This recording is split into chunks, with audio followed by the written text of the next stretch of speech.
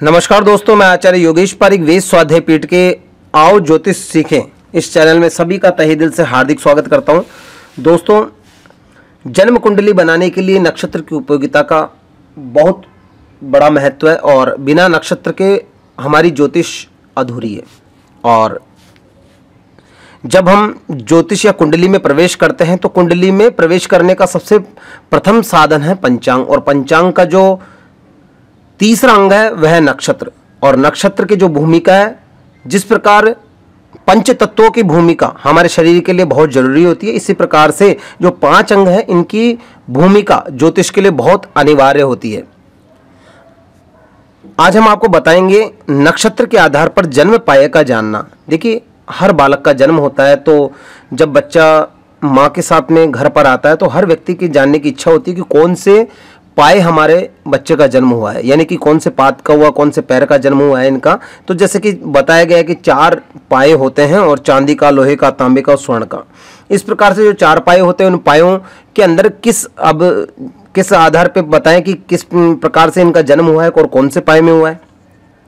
देखिए, आज मैं आपको बताता हूँ 27 नक्षत्रों की, और 27 नक्षत्रों में से कौन सा पाया किस प्रकार से कैसे कैलकुलेशन की जाती है उन सभी के आधार पर। जैसे कि आपने शायद पहले मैं आपको सभी को बता भी रखा है कि 27 नक्षत्र होते हैं: अश्विनी, भरणी, कृतिका, रोहिणी, मृगशिरा, आद्रा, पुनर्वसु, पुख्य, अश्लेषा, मघा, पूर्व फाल्गुनी, उत्तरा फाल्गुनी, हस्त, चित्रा, स्वाति, विशाखा, अनुराधा, ज्येष्ठा, मूल, पूर्वाषाढ़, उत्तराषाढ़, श्रवण, धनिष्ठा, शतभिषा, पूर्व भाद्रपद, उत्तरा भाद्रपद और रेवती। अब ये 27 नक्षत्र तो है, लेकिन 27 नक्षत्रों में हम कैसे जाने कि जन्म नक्षत्र से किस प्रकार से जाने कि पाया कौन सा है। तो आज मैं आपको बहुत ही सरल तरीका मैं आपको बताना चाहता हूं, जिससे कि आपको 2 मिनट में ही पता पड़ जाएगा। यदि आप जब भी जानने की इच्छा रखेंगे कि कौन सा पाया से बालक का जन्म हुआ है, तो आप तुरंत अपनी उंगलियों के ऊपर ही आप उसे बता देंगे। लेकिन उसके लिए आपको, देखिए, मैंने जो श्लोक बताता हूँ इन श्लोकों को आपको याद करना होगा, और श्लोक के माध्यम से आप बहुत ही शीघ्रता से और बहुत ही सरलता से आप ये बता देंगे कि जातक का जो बच्चा पैदा हुआ है उस बालक का पाया कौन सा है। देखिए, एक श्लोक है ये: आद्रादि दशकम रूपम, विशाखादि युगलोहकम, पूर्वादि सप्तताम्रश्च, रेवती षष्ठ स्वर्णकम। मैं आपको दोबारा से बताऊं जिससे कि आपको इसका अर्थ भी समझ में आ जाएगा। आद्रादि दशकम रूपम, विशाखादि युगलोहकम, पूर्वादि सप्तताम्रश्च, रेवती षष्ठ स्वर्णकम। देखिए, इसमें लिखा गया है साफ साफ अक्षरों के अंदर कि आद्रादि दशकम रूपम। जैसे कि जो नक्षत्र है ना, तो जैसे कि जो नक्षत्र है तो इसके अंदर जो 10 अब इसने बताया गया कि आद्रादि दशकम रूपम, यानी कि आद्रा नक्षत्र से 10 नक्षत्र तक। तो आद्रा से आद्रा, पुनर्वसु, पुख्य, अश्लेषा, मघा, पूर्व फाल्गुनी, उत्तरा फाल्गुनी, हस्त, चित्रा और स्वाति। आद्रादि दशकम रूपम यानी कि आद्रा नक्षत्र से लेकर जो 10 नक्षत्र है, यानी कि स्वाति नक्षत्र तक। ये रहा, आद्रा नक्षत्र से स्वाति नक्षत्र तक, यानी कि 10 नक्षत्र। ये काय के पाए हो गए? चांदी के पाए। दूसरा है विशाखादि युगलोहकम। अब देखिए, संस्कृत का मैं आपको भावार्थ भी बता दूं।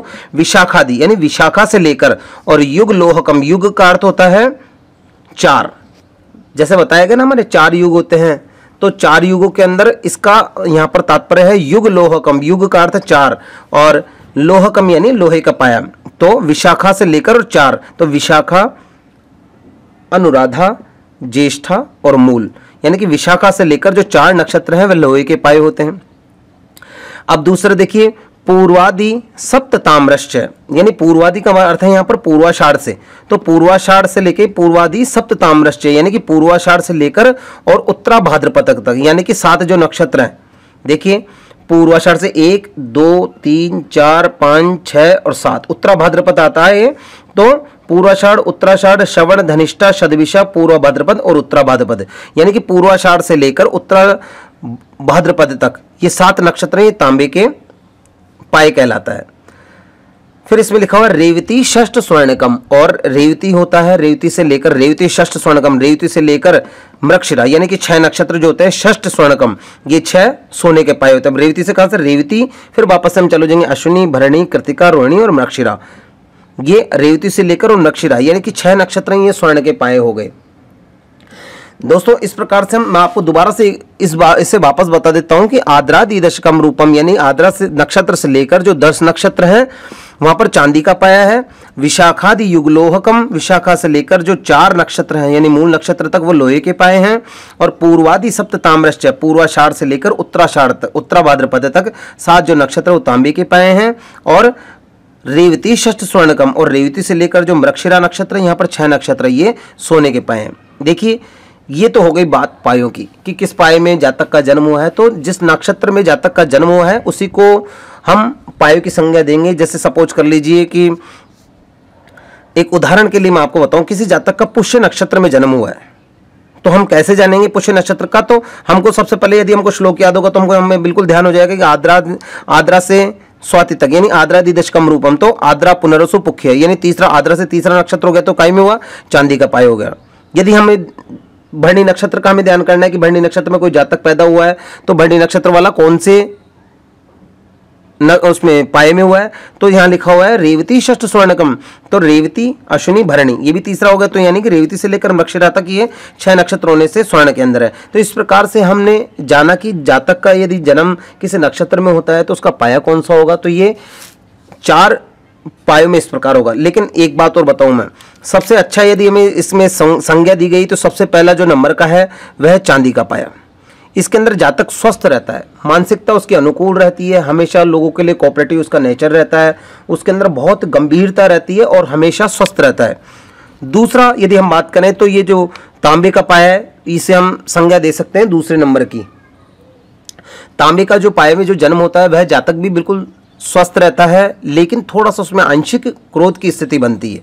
तीसरा लोहे का पाया, लोहे का पाया में क्या होता है कि जातक क्रोधित तो रहता है लेकिन बिल्कुल स्वस्थ रहता है, उसके पास व्यापार में वृद्धि रहती है लेकिन आंशिक कष्ट रहते हैं, इसलिए से तीसरे नंबर का दिया गया। और चौथा नंबर का जो पाया है यह है स्वर्ण का पाया, यानी कि जिस जातक का जन्म यदि रेवती से मृगशिरा नक्षत्र के बीच में 6 नक्षत्रों के बीच में हुआ है तो उसका जन्म स्वर्ण के पाए में होगा। और स्वर्ण का जिसका पाया होता है वह जातक पीड़ित रहता है, अत्यधिक उससे कष्ट रहता है, मानसिक अशांति रहती है, हो सकता है वो दुर्व्यसनों में भी जाए। तो इसके लिए यदि इन चीज़ों का उपाय करके भी हम इसके नक्षत्रों को हम अनुकूल कर सकते हैं। जिस जातक का जन्म स्वर्ण पाए में हुआ है, सोने के पाए में हुआ है, वह कुछ जन्म से जब हवन आदि नामकरण संस्कार होता है, पूजन होता है, या इसी नक्षत्र के दिन हम वापस से यदि हम स्वर्ण का दान कर दें, आंशिक स्वर्ण का दान, तो उससे हमारी जो कष्ट पीड़ा है वो उसका निवारण हो जाता है। तो इसी प्रकार से हम यदि जातक का जिसमें जन्म हुआ है और उस जातक का उसी के अंदर उन चीज़ों का यदि दान दे दिया जाए तो हम नक्षत्र को हमारे अनुकूल कर सकते हैं। भविष्य के अंदर कोई भी